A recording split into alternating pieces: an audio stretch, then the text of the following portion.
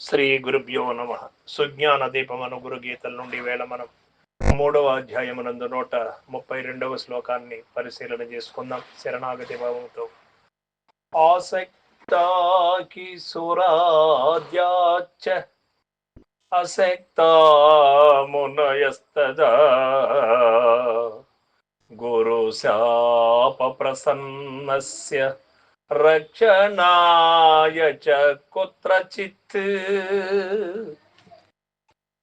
ఓ పార్వతి,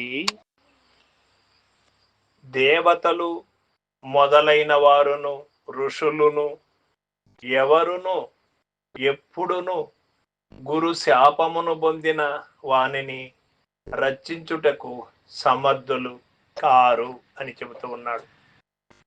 ఎందుచేత ఏ దేవత స్వరూపమైన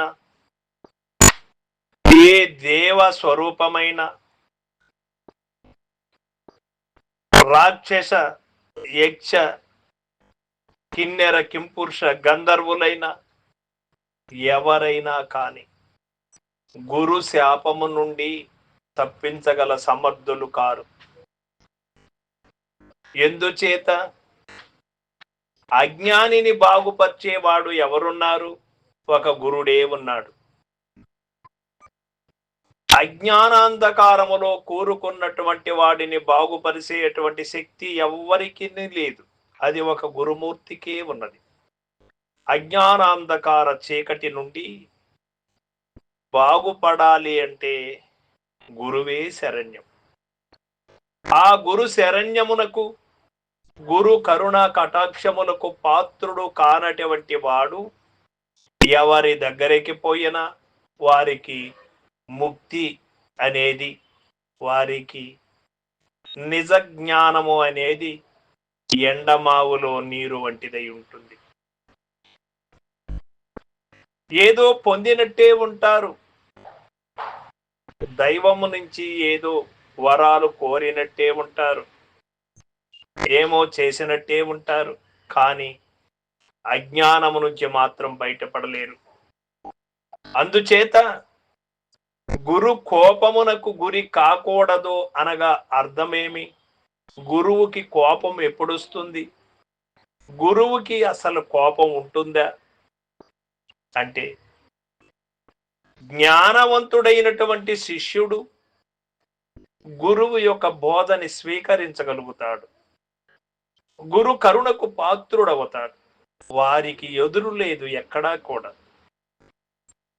అట్లు కాకుండా గురు బోధని పెడచెవిన పెట్టి గురు చెప్పినటువంటి మార్గములో నడవకుండా